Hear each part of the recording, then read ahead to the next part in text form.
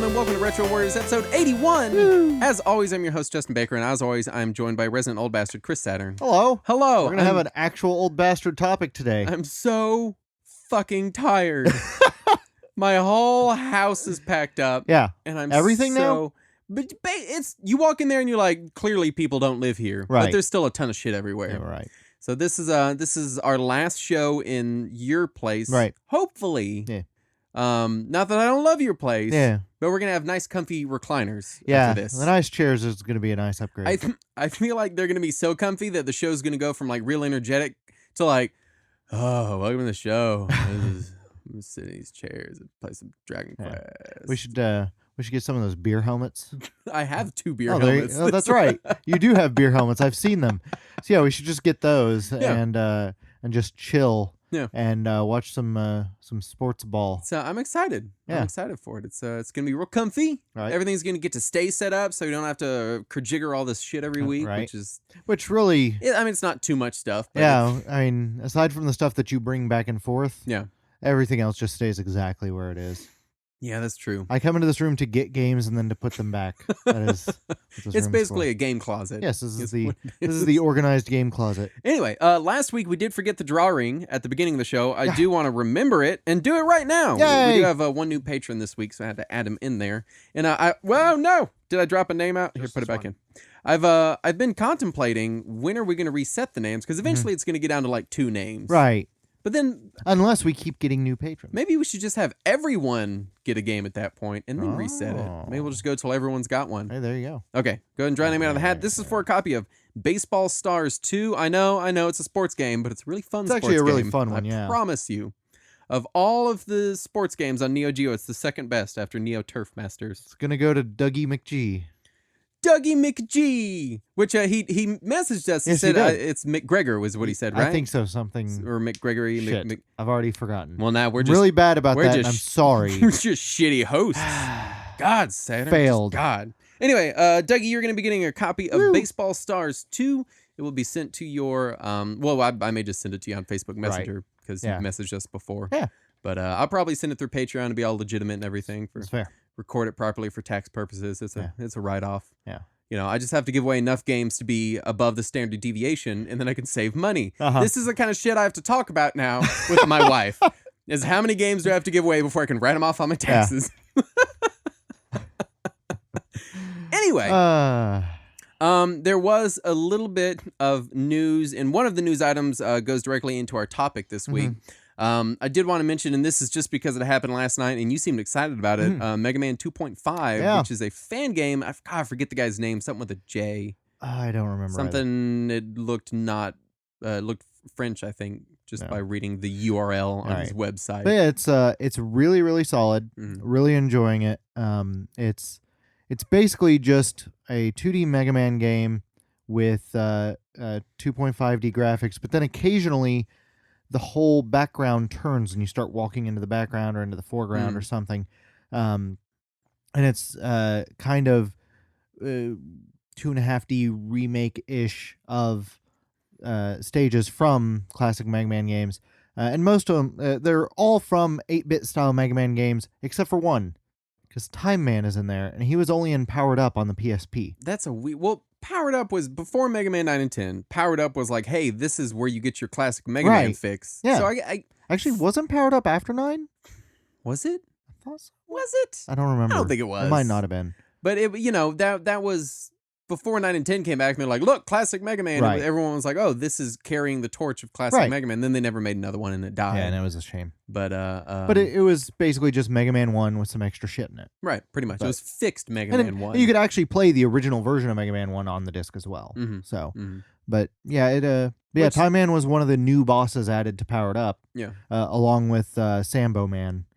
Sambo Man? No, Oil Man. Okay. Who was so racist looking that they had to recolor him for the US version out of fear that people would just see what a racist caricature it really was. That's how bad some of the Japanese accidental racism is that when you said that, I was like, oh yeah, Sambo Man. Clearly that's a real thing and not a joke you just said. I'm sure that's actually what happened. That does sound like a Japanese kind of thing, sadly. Anyway, I didn't want to bring that up. I don't think we have. If people are Mega Man fans, especially fans of classic Mega Man games, and they haven't played any of these Mega Man fan games that keep coming out, you're really missing out. Yeah, that's way better than any of the shit that Capcom has put out in 15 years. Capcom's not putting out any shit. It's here's Street Fighter 5. Well, actually, Street Fighter 2 Ultra, but other even than that, going back to like the PS1 era, it's better than most of those Mega Man games. Yeah. So definitely go out and play some of the Mega Man fan games. The last big one I remember getting this much attention was Street Fighter Cross Mega Man.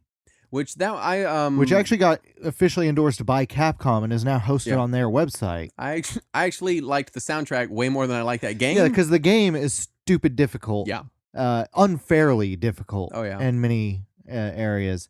Not like an actual Mega Man game. Yeah, completely unlike real Mega Man. Mega Man has a high difficulty curve, but it's always fair. Yeah. Street Fighter Cross Mega Man has enemies that will disappear and reappear on top of you. And then they'll disappear again, appear outside of your range. You have to kill them to move on, and they shoot projectiles at you that you can't avoid. Yeah. So it's just not a fair game. Yeah. But it was still exciting when it happened. Yeah. Yeah. And I think that 2.5D or Mega Man 2.5 is a far better experience. It feels more like classic Mega Man. Yeah. I'm excited to unpack all of my earthly belongings and check it out eventually. Yeah, someday. Yeah. In the future. Right now, I'm like racing to get all of the shows edited and scheduled to post so that I can pack up all of that shit too. Because right now I have to keep my desk out. But next up was this is a game that we did both play. It's Double Dragon 4. Just came out on PS4 and PC from Arc System Works. Yeah, who now owns the rights to most of the Technos library, if not all of it. And even on the title card, it says Technos on it. It says like, I can't remember exactly, but it says Technos by Arc System Works. You know, so they're proud to carry on that name, which I'm excited to see. And this is hot off the trails of Kunio-kun on 3DS, River City Tokyo Rumble, which I absolutely adored that game. And I was very excited for a new 8-bit NES style Double Dragon. Yeah. And then I played it. Yeah. And now let me stop. This game, and I know that most people, when they review games, don't take into account the price of the game. Right. And I think that does a disservice to the listeners and readers and everybody else out there, because I think the price of the game is important. If this was a $60 game or a $30 game, it would be appalling. Yeah, we would need to pick it at that point. But it costs $7. Yeah. So for $7, I do not regret the purchase. Yeah. I'm not singing about it. I'm still playing it, and I'm still trying to get through the end of it, because it's... Well, we'll get into my biggest issue immediately is, and I'm hoping Arc System Works patches this. My biggest problem with the game is screen tearing. It makes it nearly unplayable in some segments, because it's just crawling over and over and over. Now, you're playing the PC version, which I know has it. Yes. I don't know if it's as bad or not. I can't speak to that because I haven't seen it on the PS4, but I can say that there seems to be this translucent box in the center of the screen that's like... if you took about a quarter off of each side of the screen and left the remainder in the center and just made it translucent, and anytime the screen scrolled, that part just kind of floated behind for a second. But it's only in the center of the screen. Like, the edges are not affected at all. The edges all look perfect like an NES game with too high of a resolution. Mine is full the entire screen, wall to wall, hard scrolling. Yeah. And not... Yeah, I don't get any of that, fortunately. Yeah, even it doesn't matter if I'm moving horizontally, vertically, anything, any kind of movement, the whole thing, it's I can barely even stand to look at it. Yeah. Now, that out of the way, it's a travesty that it has that. And I've been on GAF, I've been on Reddit. Everyone else has the same complaints that the screen tearing it's so distracting, and it takes so long to even look past it. Now, I'm not a huge Double Dragon fan. I've played the games, I enjoy the games. I find this one's controls more accessible than previous Double Dragons. I'll give you that, yeah. Which I enjoyed, because I felt like it took very little for me to master the controls. Because Double Dragon was always really timing based. Yeah. You know, and so I enjoy that.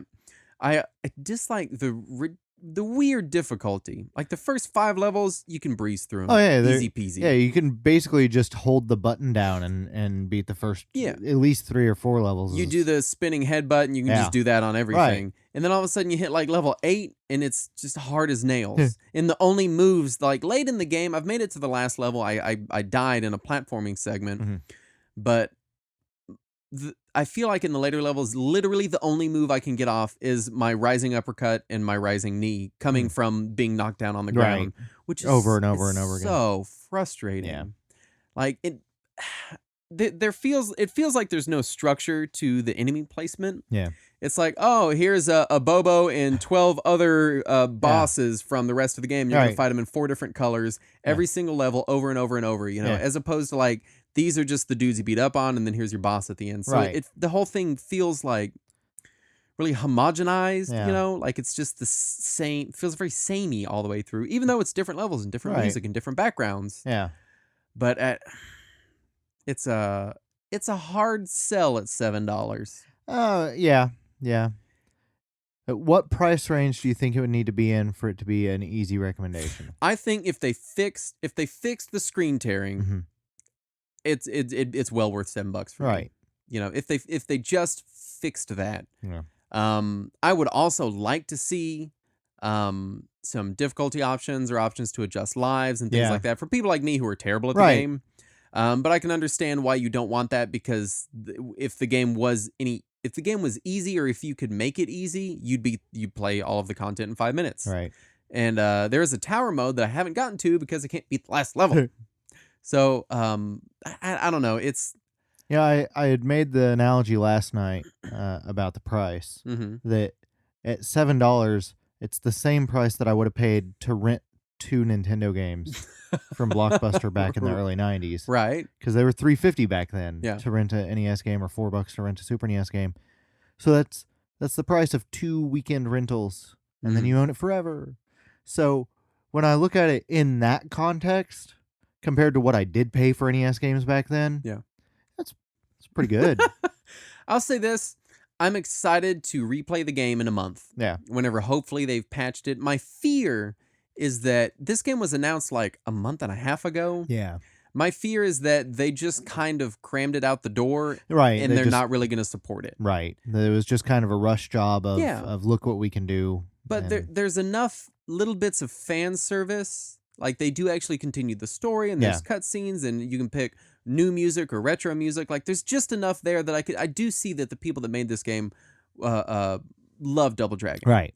I just think that they had certain constraints put on them that made the game come out kind of a shoddy mess. It's fair. If you're a huge Double Dragon fan, you've already bought it because it's only $7. Yeah. So I don't know who we're really talking to there. Yeah. If you're a casual beat 'em up fan, there's probably better options for you though. Yeah. I think if they fixed the screen tearing, it's a solid 7 out of 10 for me. Like very solid. Yeah, I would say 6 or 7 if they can fix some of the tech issues. Yeah. But my biggest issue is it just feels incredibly dry. It does. I mean, there's not the cutscenes kind of help, but there's just not a ton of flavor. And I think that also stems from the fact that the levels have very little structure. It's just you're fighting 9 Abobos. You're like, oh, okay, right? That's okay then. Yeah. You know, did you see the Incredible Hulk Abobo? No. They have an Abobo like halfway through the game that he's green with purple pants. Nice. So it's a Hulk Abobo. Nice. But it's a bummer that it came out in this state. It feels like it needed what it feels like is a Steam Early Access game. Yeah. Or something along those lines. Or like a Kickstarter alpha, something That's that like unfortunate. It like, hey, look, we got the levels and the music and it's kind of works, and we threw a bunch of enemy sprites in there and we're gonna work on structure later, but it feels like they got all the pieces, like, okay, here's the graphics and the music and here's all the sprites and here's all the AI. Oh shit, just cram it in there real fast. Yeah. And so it was disappointed in it. Yeah, I was glad to hear that you were also having a problem because you're way more of a beat 'em up fan than I am. And so I'd gone ahead and picked up that and Neon, which I hadn't previously bought, and the Double Dragon trilogy all on Steam all at once. The trilogy is the arcade versions of 1, 2, and 3, which I didn't expect. I thought it was going to be NES ports. Yeah. But, which honestly, it's kind of weird that 4 is NES style, Right. as opposed to arcade. Yeah. But whatever. I also think it's weird that the website that Arc set up for it shows the U.S. cover screens for all the Double Dragon games, not the Japanese ones. Yeah, that's weird. I don't know why. Yeah, but, yeah.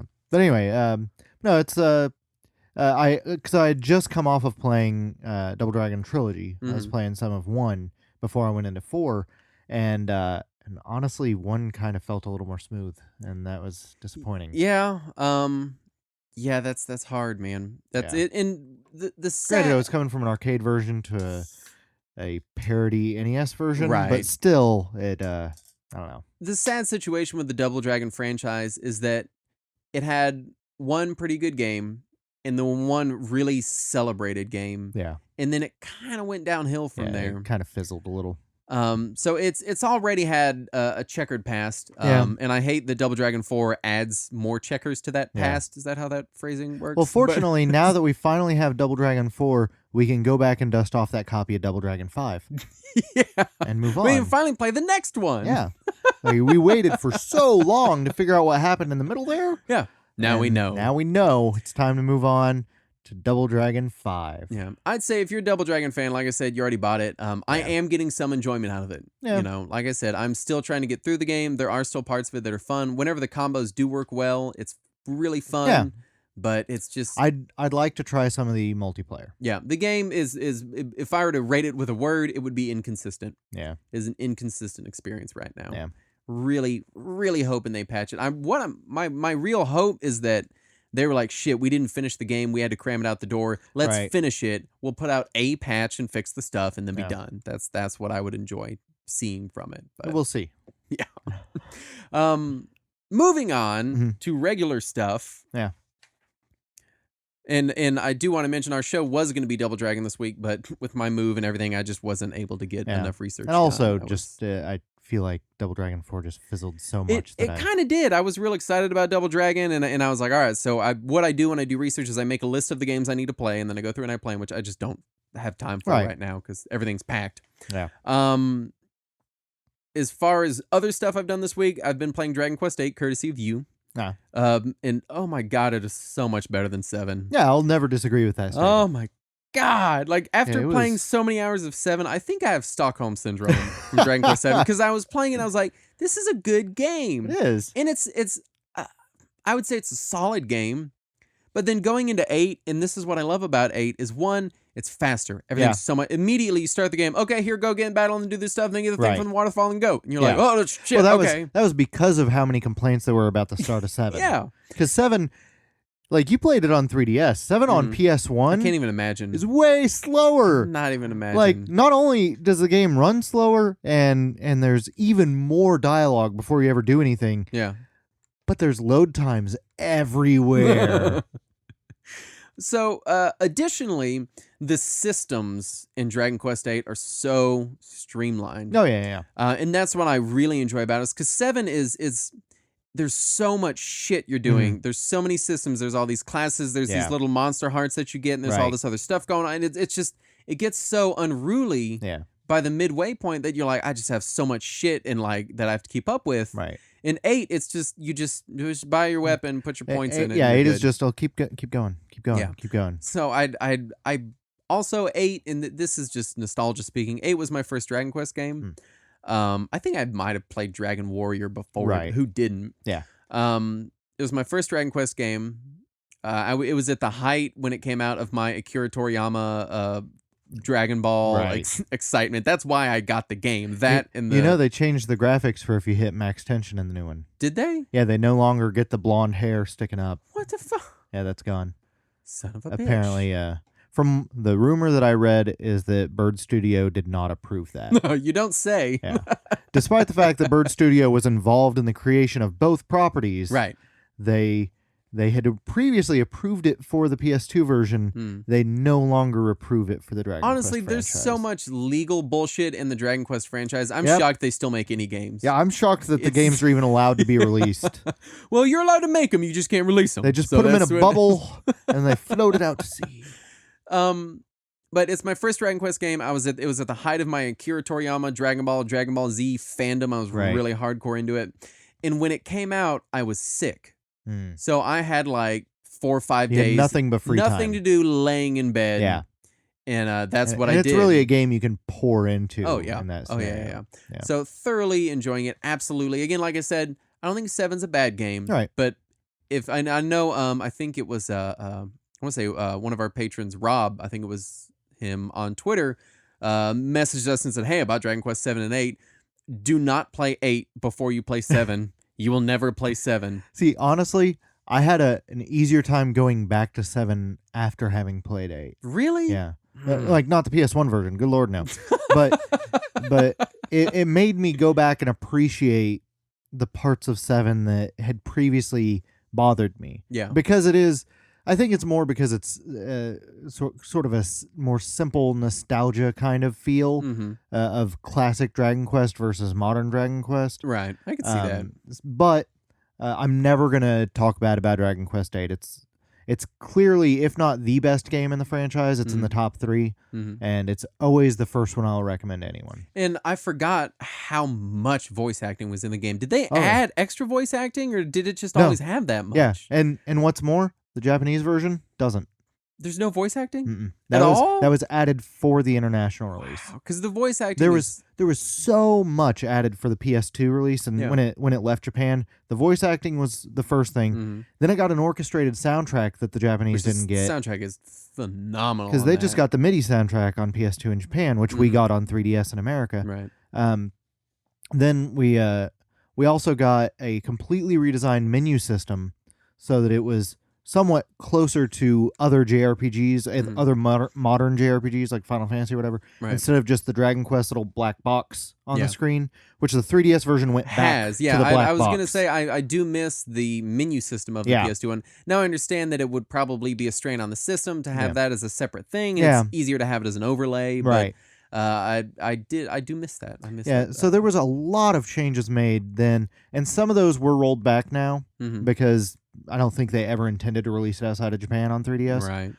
But the fact that they did squeeze all the voice acting back in, that's really, really impressive to me. Because the voice acting is so well done. Oh, yeah.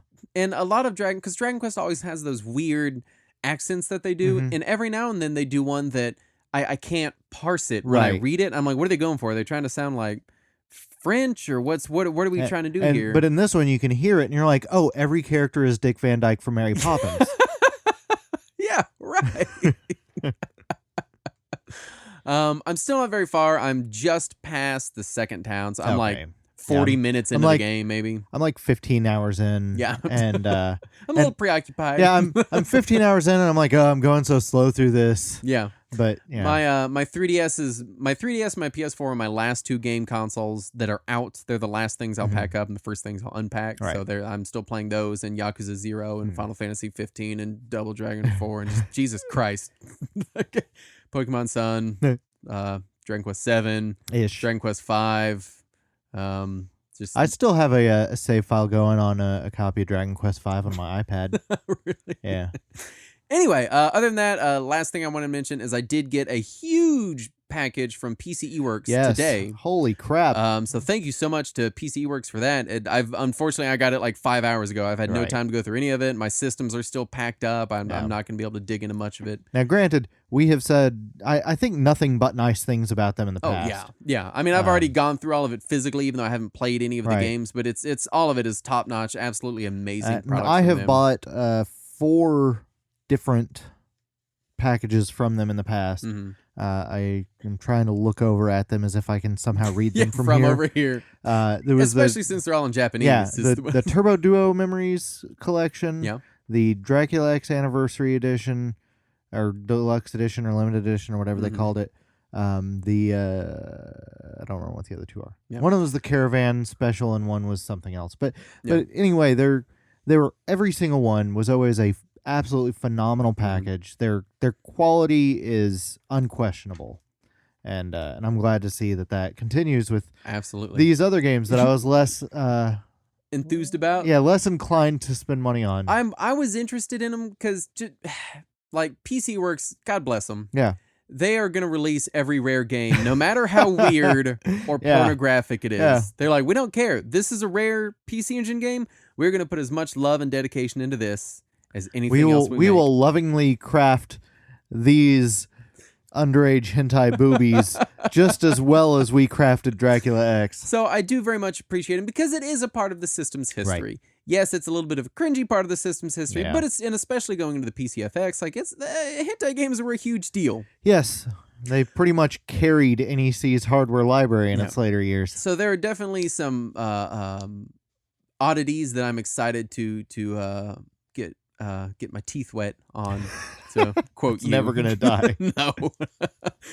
Other than that, did you have anything this week before we got on the topic? I don't know if you just Dragon Quest and Double Dragon, and that's what I figured. I thought there was one other, but it can't be that important. Yeah. Oh, I did want to make a correction. When I was talking about Yakuza 0 2 episodes ago, I said that it had Hang On in the game. It does not have Hang On. It has Outrun. Oh. Yeah. It's motorcycle versus car. Yeah, I didn't want to make that small correction because I know at least one person out there was like, I bought Yakuza 0 and there's no Hang On. I keep finding Outrun, damn it. Well, then let's get into our last piece of news, which is going to segue into our topic at hand. Tragic news. Yeah, Namco founder, I'm going to let you say it. I know Nakamura, but I don't. Yeah. Masaya Nakamura died at age 91, and that actually happened a little over a week ago, but it was announced this week. Out of respect for his family, they waited a week before they made it public. He was the founder of Namco, and he was the one who pushed them into video game development. And absolutely, I am to understand that Namco has made video games over the years. They have made a video game or two. Just Soul Calibur. You may have heard of this one, Pac-Man. I think it is Dig Dug. Namco, which originally made amusements, like electronic amusement toys, like Penny Arcade kind of stuff, and then eventually, he did push him into let's do video games. Right. Well, especially after Taito ripped the market open for Japan with Space Invaders, and they showed, hey, we can do this too. A bunch of Japanese companies jumped on it quick, and Namco was one of the earliest and one of the most successful, if not the most successful, early Japanese arcade game company. So we did want to talk about what is the de facto flagship franchise for Namco, which is Pac-Man. Yeah. And for somehow, through some miracle, is still putting out good games. Yeah. They have a good mobile game. Not always, though. Well, no, yeah. But there's still some good ones. Namco, and now it's not even Namco anymore. It's Bandai Namco. Yeah. But they consistently put out Pac-Man games. Therefore, some of the Pac-Man games must be okay. Right. It's they're playing the odds there. That's what they're doing. It was designed by Toru Iwatani, hit Japanese arcades in May 1980. Yep. And this is pre-Nintendo video games. Oh yeah. So I was not even close to being alive. Right. I was very far away from being alive. But this is an interesting age because Pac-Man was so huge. Yeah. And I think it's hard for people now to look back and understand how big Pac-Man was. So I have a quote People from... who weren't around at the time. Right. Yeah. So I do have a quote here I want to read. In the late 1990s, Twin Galaxies visited used game auctions and counted how many times the average Pac-Man machine had been played. Based on those findings and the total number of machines that were manufactured, the organization said it believed the game had been played more than 10 billion times, billion with a B, in the 20th century. That's Chris Morris seen in money. Yeah. Now and you have to remember that Namco didn't make very much at all off of it outside of Japan. Right. When they licensed it to Midway, they got screwed hard. Because from what I have read anyway, they had the upfront fee and then an annual license fee or something like that that was exclusive. That was it. That was all they got. And when Atari paid the ludicrous amount of money to get the rights for the home version, they only had to pay Midway. They didn't have to pay Namco at all. Good job, Namco. Yeah. Didn't have those issues with electromechanical amusements, did They you? eventually fixed all that as they moved into the 90s, but there was a period there where Midway really screwed them. Yeah. Which, and that's not the only instance of that kind of crap going on. I mean, you've got the famous Tetris story, all kinds of issues where rights and releases are changing hands, and same thing happened with Frogger and Sega, and someone gets screwed. Oh yeah, you know, it was cutthroat. There was a weird throughout the 80s. There seemed to be like no documentation at all as to who owned what anymore. Yeah, and so it was just anything that had to go across country lines just seemed to be just free reign. I don't know what it was. So Pac-Man is a fascinating game to me, the development of it anyway. So this is their first game getting away from electromechanical amusements. It was their first big game. Right, absolutely. And they were kind of leaning that way with some later electromechanical games. Like there was an F1 racing game they had, and just kind of which very clearly led them into things like pole position and right. They were getting, you could see the ideas developing. You know, absolutely. And I wanted to talk about this for a minute, the inspiration for Pac-Man, because this is one of those urban myths that get passed down throughout the centuries. And this is from Wikipedia. And now, being the good student that I am, I vet my Wikipedia sources. So I read it on Wikipedia and I vet the sources. Early reports said that Pac-Man was inspired by a pizza slice. Yes. Iwatani himself later said it was inspired by the Japanese character for mouth, which is like a little square, but rounded out. I don't really believe either he of has those. Said both of those things. He also said that it was inspired by a hockey puck at one point. Right. So I think he just says whatever's in front of him at that moment. He just looks around for something round. I mean, it really did. There were only so many damn shapes you could make back then. I don't personally feel like, and this isn't backed by any data, I don't personally feel like there was a moment where he was like, but what do we make the character look like? Yes, a circle with a slice out of it. I think it was just a thing that just happened through natural character development, you know? Yeah, and we'll never be able to say definitively. No. But, I also have always had a hard time believing any of those stories. I mean, they're still fun stories. Yeah. And I appreciate reading those interviews where he says whatever he wants to say that day. Right. But... So it's lost to the ages. We'll never, like you said, we'll never truly know. I did find this on the Pac-Man Wikipedia. And kids, this is why you don't trust Wikipedia for video game information. This is a quote. I'm going to read this quote. And I didn't bring the source up because I don't want to embarrass any morons out there. Quote, Pac-Man has also influenced many other games, ranging from the sandbox game Grand Theft Auto, where the player runs over pedestrians and gets chased by police in a similar manner. Yeah. It is not similar at all. In the broadest definition of things. It was influenced Grand Theft Auto in that they are both videoed games. Yes. Like, what? They're both played on a television screen. Who wrote that? Yeah. Who literally was like, oh, yes, that's like a Verge article waiting to happen. Yeah. Pretty much.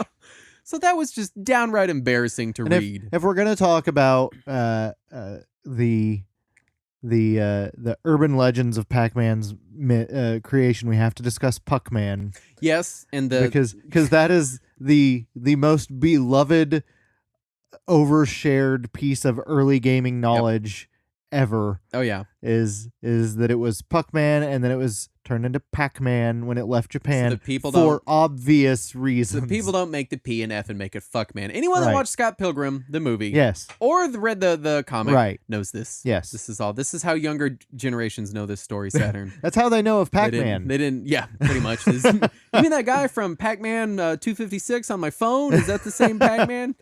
Is he's inspired by a pizza slice. His name is Fuck-Man. Yeah, he was inspired by that quote in Scott Pilgrim.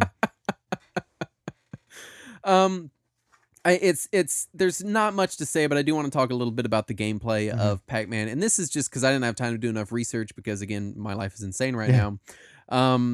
Power pellets. Yes. First power up.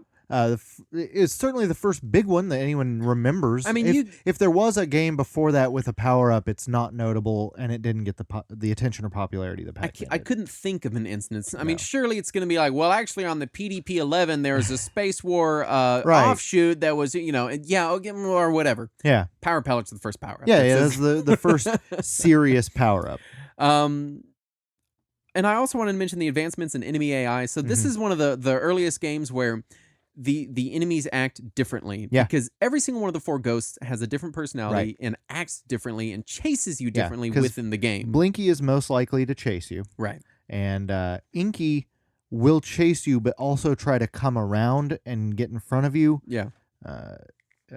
Pinky, I never quite figured out what the hell Pinky is doing. Yeah. And Clyde's the retard. You can tell because his name is Clyde. Yeah, he just and it doesn't rhyme. roams off and does what he wants to do.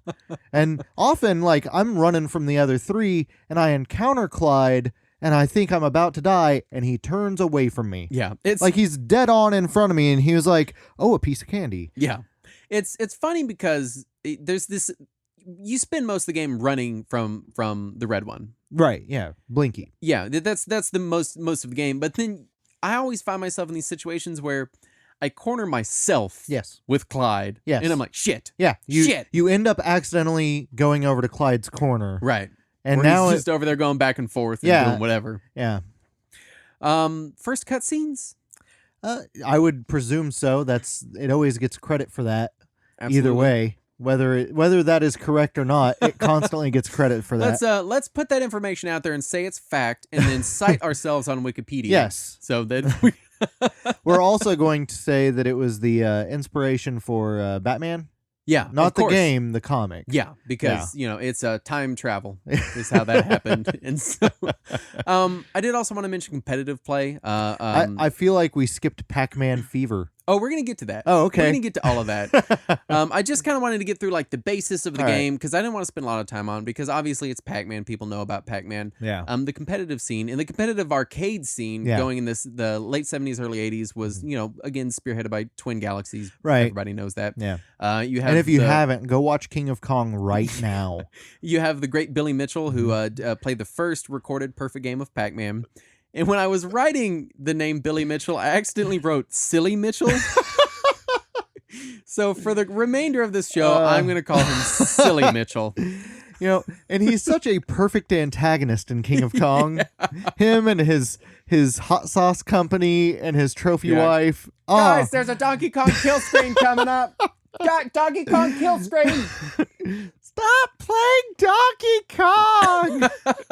If you have not seen King of Kong, oh my god, go watch it right now. It's phenomenal. It's amazing. But no, it's it was in the small term, like if you're looking at in an individual bar, it wasn't out of the question, even going into the mid or late 80s, to see smaller bars or restaurants that had a Pac-Man or a Miss Pac-Man machine with a whiteboard above it. Right. Where they would just write out the names of whoever was number one, Silly Mitchell.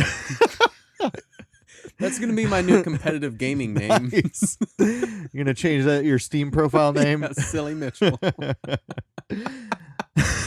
I hadn't actually said it out loud. It's even more fun now that I said it out loud. I can't stop. But yeah, it was the local competition for it was actually there were some areas where that could be pretty fierce. Oh yeah, it was the competitive game, and it was also noted a lot at the time for being just as popular with women, if not more popular with women, than it was with men. And they pushed that boundary further with Miss Pac-Man. She's got a bow on her head. Yeah. You've heard the story of Miss Pac-Man, because that one's actually more interesting to me. I guess not. Miss Pac-Man was a ROM hack.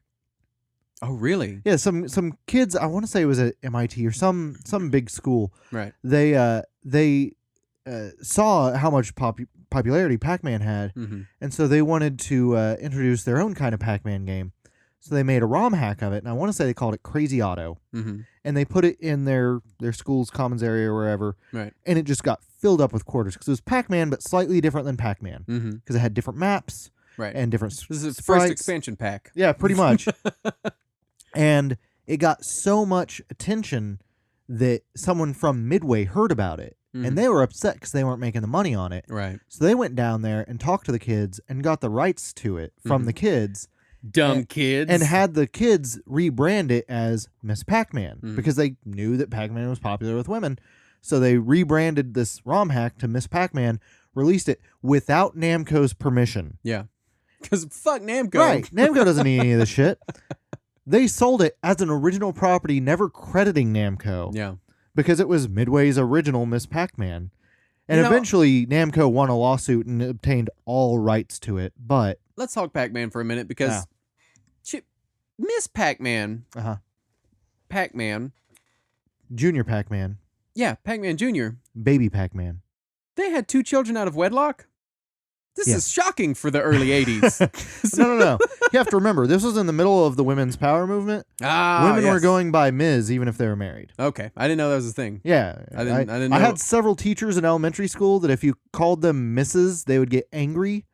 Even though they were married. Yeah, because that implied that they were an old woman and they preferred Miss or Ms. So Miss Pac-Man was a bra burner is what you're saying. Yeah. she had burned her little pink orb-shaped bra. There you go. Third wave feminist Miss Pac-Man. Well, you laugh. I have seen articles quoting people like Jane Fonda or Betty Friedan and Miss Pac-Man, calling Miss Pac-Man a feminist icon. She was the first major female video game protagonist. For sure. Well, I mean, allegedly female. Right. Yeah, it could have been just Miss Pac-Man and drag. Or it could have been Pac-Man and drag, right? Yeah, absolutely. Yeah.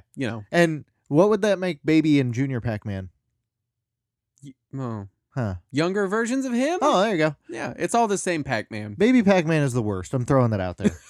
I never played Baby. I played Junior. Baby Pac-Man is a pinball game. Oh, God. And it also has a Pac-Man game going on. Did they paint the pinball to look like a little Pac-Man? No, because that's just a wasted opportunity. It's just generic, boring pinball. Yeah. And then when you don't say boring pinball, we'll get a lot of letters. Pinball is superior to video games. The thing is, there are plenty of pinball games that are not boring. Right. But this one is boring. Okay. And then good save. Yeah, if you get the ball into a certain area, it triggers the Pac-Man game on the screen above hand, and then you have to play Pac-Man, and then the ball comes back out, and you're back to playing pinball. And it's confusing and obnoxious, and neither of them are a good game. That sounds like a really expensive game to own. It is a train wreck. Well, you mentioned it, so let's dig into. I want to talk about, because we've established how huge, gigantic Kajunga Pac-Man was. Yes. I want to talk about ports, especially unauthorized ports, because I had a little game growing up called Discman. Yeah. Which was not made by Sony. It was no.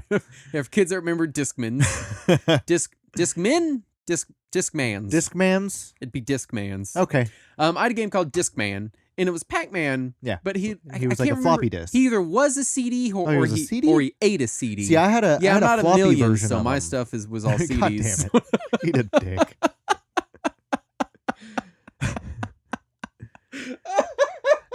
The first unauthorized Pac-Man port that I had, I want to say it was on Commodore. It might have been on one of those old. It was on an old computer or console. It was a pre-NES console. Yeah.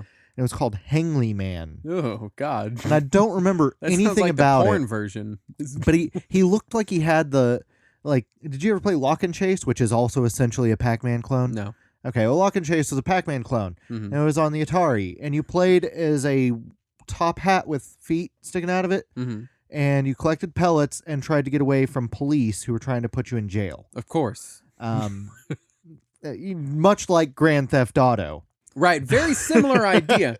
Basically, it is Grand Theft Auto. Essentially Grand Theft Auto, but pre-8-bit. No, but no, it was a Pac-Man clone. But the Hangly Man that I had looked like the Lock and Chase top hat dude, but in Pac-Man. Obviously, Pac-Man. Pac-Man clones got so convoluted that you were having clones of clones of clones. Right. And it would be this ridiculous cascade of shittiness. Yes. Most of the time. And let's not forget, Pac-Man wasn't the last game for that to happen to. I think there's Absolutely still not. clones of clones and clones of Tetris coming out today. Oh yeah. But it was bad with Pac-Man up until I would say the early to mid 90s is when that finally started to trail off. And you saw, especially pre-NES era arcade games, you saw it all the time. Space Invaders. You saw it with Donkey Kong. You saw it with everything. Right. Not Dig Dug. No, not poor little maybe Dig a little. Mr. Do is basically a Dig Dug knockoff. Yeah, I thought it was the same company the whole time. No. Is it not? No. They just ripped off Dig Dug. Yeah. Sons of bitches. Dig Dug's Namco, and Mr. Do was Universal. All right, let's talk Pac-Man Fever. Yeah. If you were alive during Pac-Man Fever, then you heard the song. I was born the year of Pac-Man Fever. Pablo, cut in the Pac-Man Fever song here so everyone can be ashamed for for humanity. Yeah, for humanity. Pac-Man Fever was it was a thing. My dad had Pac-Man suspenders. Oh God. That was a legit thing. I would say 82 to 85. Mm-hmm. Pac-Man was everywhere. There were Pac-Man characters at Six Flags Over Texas. There was a Pac-Man themed part of the park. Wow. At that time, the children's area, which is now the Looney Tunes area. There was a Pac-Man cartoon show early on. I believe that was 82 or 83. Yeah, Pac-Man cartoon. In fact, Namco later made a game called Pac-Land based on the cartoon. Yeah. So Namco themselves, they can't even blame Midway on that one. And so there was the cartoon. Of course, there was also a Donkey Kong cartoon at that time. Absolutely. Too. Which wasn't that just like a Saturday morning? Yeah, like a bunch of different Pac-Man. like most cartoons were Saturday mornings in the 80s. No, but what I meant was like a like a Asia variety kind of show. Not the country the band, where it's like a super group. That's what I'm trying to say. Well, Pac-Man was its own independent show. Donkey Kong was part of a medley with other things. Right. But yeah. Wasn't he teamed up with a car? Wasn't there a car in there? Not that I remember. What was it? It was Donkey Kong and there was another show like almost 10 years later that was the Power Team that had Kyros from Wizards and Warriors and Quirk the Tomato. That's what I'm thinking of. And Bigfoot. Yeah, that's what I'm thinking of. The truck. That's the one. And a basketball player. Yeah, for kids today, Bigfoot was a truck back then. He wasn't a furry guy. He wasn't in a the woods. Sasquatch. Yeah, he's that again, but he was a truck for a while. Right. The truck is still around, man. I know. Is it the same guy? I hope I like to imagine it's like a 95-year-old guy just still driving, running over cars. Anyway. But no, so there was the cartoon, there was the cereal, there was merchandise fucking everywhere. Yeah. From suspenders and T-shirts and hats and buttons and stickers and toys. Today, Pac-Man is still, I mean, certainly... It's not nowhere near the level that it was at. Right. In 82, 83, 84, but it's still huge. And I was reading that I forget the scale they use for recognizability of characters. Yeah. But it was very near the top for video game characters. Oh, yeah. And it might have been the top one. I'd have to check my sources on that. But it was... You couldn't go anywhere without Pac-Man. And until recently, every TV show, whenever it had a video game on screen, would either show Pac-Man or it would show some modern game and play Pac-Man sound effects. Yeah. And wasn't it usually the Pac-Man Atari version? Yeah. Oh, they're playing the new Grand Theft Auto. Waka, waka, waka, waka, waka. Let's talk about the Atari version of Pac-Man. Because that was the first home version. Yes. It was a big fucking deal. Atari went to great lengths to obtain the exclusive rights to Pac-Man. Because when Namco switched from electromechanical amusements, they were wanting to compete with Atari. Right. They had Atari in their sights. Yeah. But Atari didn't have to talk to Namco. They just talked to Midway. Yep. So they were like, hey, can we do this? And Midway was like, fuck it. We don't care. Yeah. And so they got the exclusive home rights for Pac-Man. Mm-hmm. So Atari themselves sold it on other consoles. Mm-hmm. So if you look at the Intellivision version of Pac-Man, it says Pac-Man by Atari from Atari Soft. Oh, even the NES version, because it was a Tengen card first. Wow, yeah. I never realized. And so they had those rights down hard at the time. Right. And the Atari 2600 port of Pac-Man is so bad. It notoriously, I think they had a week or 2 weeks to program it, something like that. Because Atari was like, all right, we're going to get the rights and you can start making it the moment we have the rights, but we are selling it on this date. And I don't, I want to tell the story because it's so interesting to me, but I cannot remember where I heard it from. So grain of salt here. Yeah. But I remember hearing a story from one of the developers working on it, probably the developer working on it, the one guy. Right. And they got him a Pac-Man arcade machine, but he didn't have the source code because they didn't get it from Namco. Right. Yeah.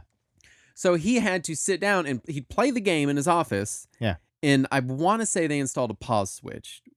And so he would play the game and he would sit there and on graph paper draw the sprites out. Yeah. Because he had nothing. They're just like, here's a completed game, make it work on this thing now. And so... Well, this was just after Warner had bought Atari. Yeah. And the execs at Warner had no respect for video games. Yeah. That was just some shit they were going to make money on. They didn't care if it was good quality. They just wanted it out there. They saw video games as the same level as stickers. Yeah. It's a thing that you can sell and someone will buy it after you make it. Yeah. And no one's out there like, well, welcome to Sticker Review. Right. With this. Because they were, Warner was already making music, they were making films, they were publishing books, and all of those they had somewhat strict levels of quality control on. But when they bought Atari, they were like, fuck it. Yeah. Just sell it. Someone will buy it. And to be honest, I could see the boardroom meeting that's like, it says Pac-Man on the box. Everyone's going to fucking buy it. And they did. Yeah. It was the highest selling game on the system, but Warner produced more cartridges than they had made systems. Someone forgot to carry a 2 somewhere. Well, they thought it was going to sell more systems. Yeah. But it didn't. They'd already reached market saturation for the Atari. And then they did the same thing the next year with E.T. Yeah. They made, again, more than they had made systems. I own an Atari, and I don't like Atari, Right. nor do I want it, but I can't get rid of them. Yeah. It's like Game Gears. Yeah. They just keep showing up in my house. There were so many Atari systems, and if you didn't have an Atari system, you had a Sears system, which was an Atari system that was licensed to Sears. It didn't have an Atari's name on it. Exactly. But. So let's get to the nitty-gritty on it, because the reason the Atari 2600 version of Pac-Man is so bad is because it cannot display enough sprites. Oh, but it can. Can it? Because if you look at the Atari 2600 versions of Ms. Pac-Man or Junior Pac-Man, they look amazing. I had always been told they look that they much better, much closer to the arcade version. Yeah. And they play better, they sound better. I mean, if they had been able to put in that much effort, it could have been great. I had always been under the impression, and I'm sure I heard it somewhere, probably Wikipedia, thank you, that it was bad because they couldn't display enough sprites, so that's why it flashed They were so trying hard. to cram more sprites than it could handle into the original Pac-Man. They realized that was a dumb idea when they made Ms. Pac-Man and Junior Pac-Man, so they made smaller characters. And then it looked better. and they made the colors more accurate to the arcade. They made the sprites more accurate to the arcade. Everything looks much, much better. Ms. Pac-Man on the Atari 2600 is a really solid game. It's probably one of the best games on the system. Yeah. But it came after Pac-Man. Well, let's talk current Pac-Man. Let's talk Pac-Man now, because it's one of those games that everyone's played it for at least a minute somewhere at some point in time. Over the last 37 years. And there is so much Pac-Man out there. But Pac-Man's not the kind of franchise that there's people out there that are like, oh, I only play Pac-Man. The same way you have people that are like, oh, I only really play Halo or Madden or whatever, you know. So there's not, it's hard to find a good... saying there's not any Pac-Man purists? Yeah, that is what I'm saying. Except for maybe Silly Mitchell. He's the only one. I only play Pac-Man. That's his voice. I decided for Silly Mitchell. Got a kill screen coming up. Hey, everybody, come look at the kill screen.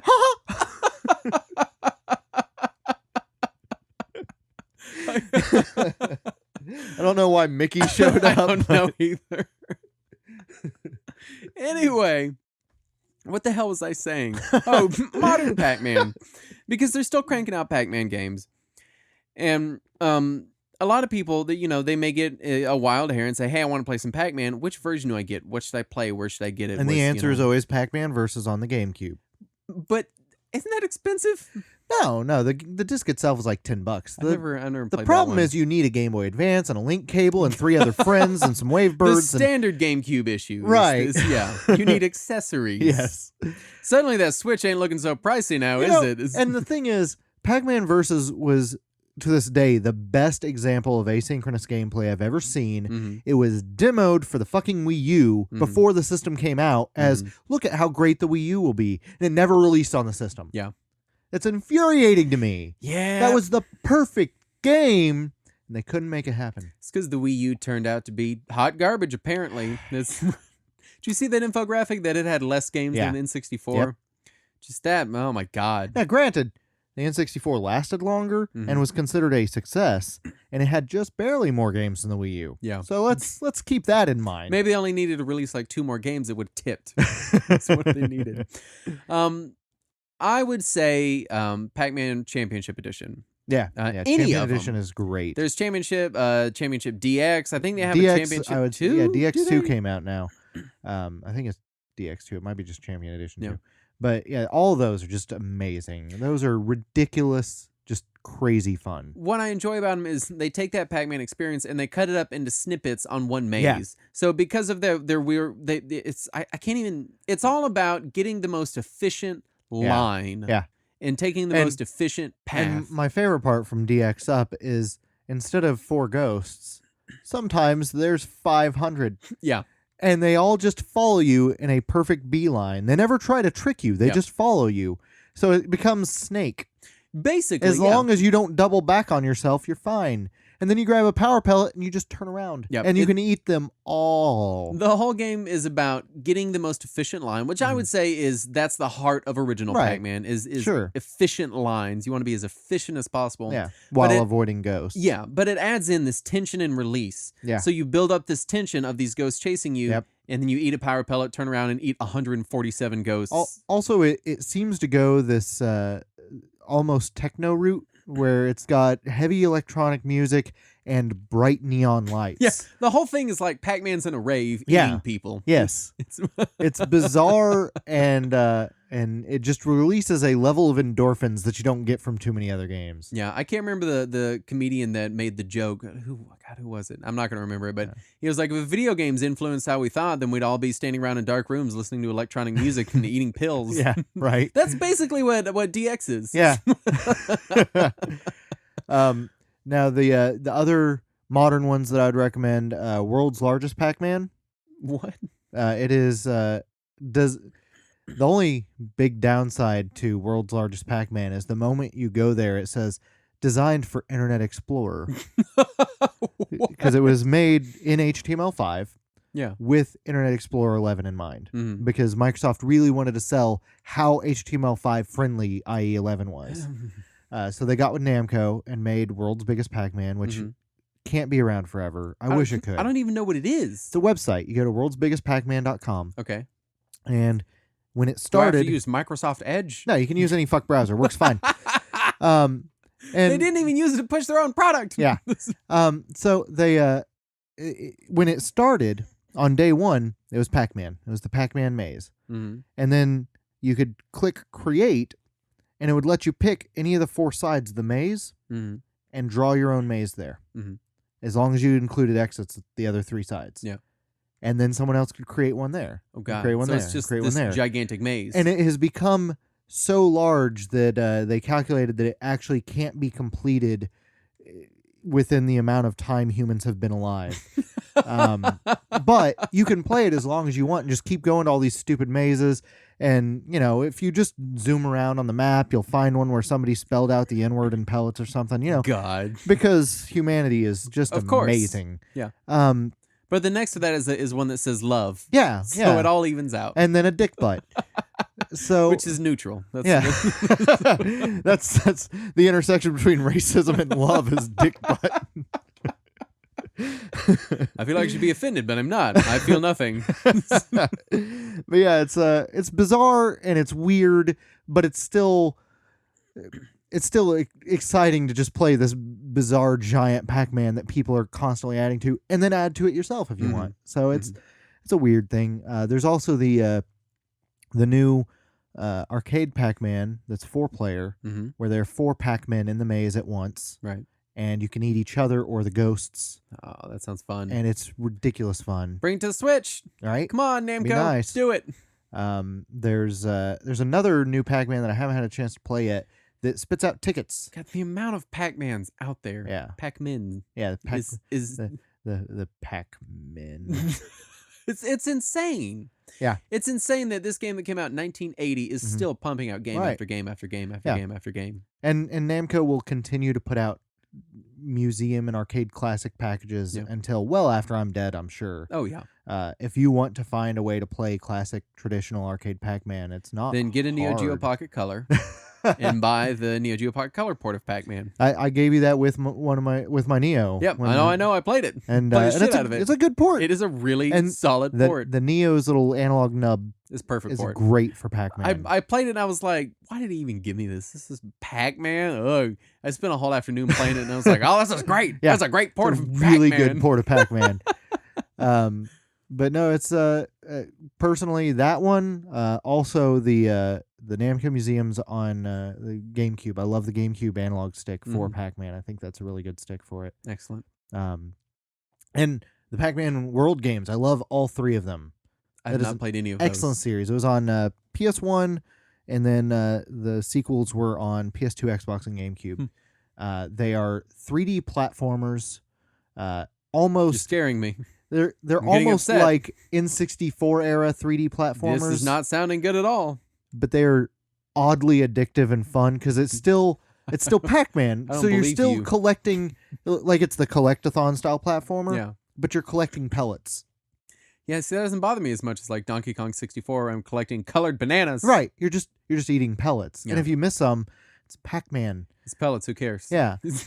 But you can also get a power pellet and then you can eat ghosts. Nice. And so it's just a generic 3D platformer but with a Pac-Man theme. And it's a polished 3D platformer. So if you have a smartphone, if you're listening to a podcast, I assume you do. Right. The mobile Pac-Man game, Pac-Man 256, it's a pretty fun game as well. Yeah, I was a little disappointed when I first saw it because I thought that it was going to be like World's Biggest Pac-Man, only not with IE branding all over it. Right. But I was a little sad that it wasn't. Bummer. Yeah, still good though. Anyway, I guess the point we're making is that if you want to play Pac-Man, you have to put forth pretty much no effort to do so. I think you have to put forth effort to not do so. Yeah, I feel like at this point, if you haven't played Pac-Man, you've been actively avoiding it due to some kind of pacophobia. Yeah. Which if you need to, I know a therapist, his name's Silly Mitchell, he can get you over pacophobia. Clearly, best Pac-Man game is Pac-Man 2, The New Adventure on Super Nintendo. Pass. Hard pass. Yeah. Anyway, so very sad to hear about Mr. Nakamura. I'm excited that Namco and Pac-Man, unlike so many other classic franchises that seem to be floundering to continue their existence, is still going extremely strongly. Oh, yeah.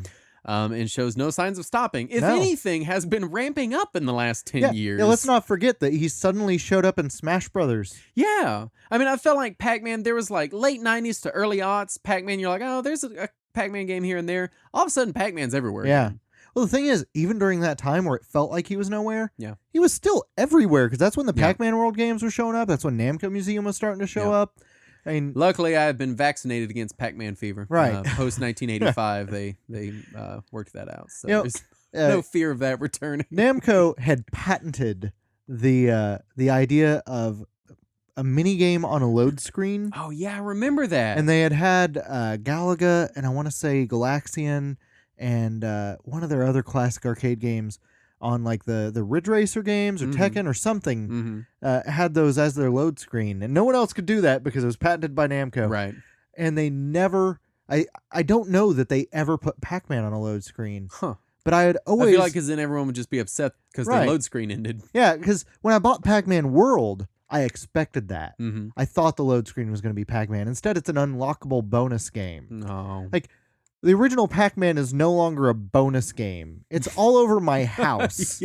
I can sneeze and be playing Pac-Man. Anyway, yeah, it's pretty much everywhere though. You can't not find a copy. Yeah. But I think that's it for Pac-Man. I wish I knew what we were going to be doing next week, but I don't even know where we're going to be recording next week. Because shit's about to get weird. You're just going to get in a closet. So we're just, pretty much. Yeah. Anyway, thank you for listening. Thank you for bearing with our inevitable historical inaccuracies because I wasn't able to research this very super duper well. And hopefully... Well, we both lived through it. That's true. Yeah. We were both there in 1980. We were actually at the pizza place. Yeah, totally. And we showed him the pizza and we were like, Paco, Paco, Paco, Paco. And then I was back there going, you can name it Fuck Man. I was like, shut up, Justin. He didn't like that part. My name's Silly Mitchell. Name it Fuck Man. I'm sorry. We'll be back next week with, I don't even know what, some stuff. We're working on some things. I have a lot of things coming down the pipeline and a lot of now PC Engine games to play, so I got to get through those. Next week's the Shenmue episode. Oh, God. But you can find us online at retrowarriors.net. You can also support us on Patreon at patreon.com/retrowarriors, where you can get all sorts of fun things like video versions of the show or in our spin-off show Classic Corner and Nudes of Saturn. Yeah. That's a really That's a really high tier though. It's I don't remember that one. It's very far up there. It's like $30,000 a month. I'm covering my naughty bits with slime plushies though. Of course, yeah. That's what they want. That's what they requested actually. God damn it. Anyway, thank you for listening. We'll be back next week, and as always, let us cling together. Let us cling together.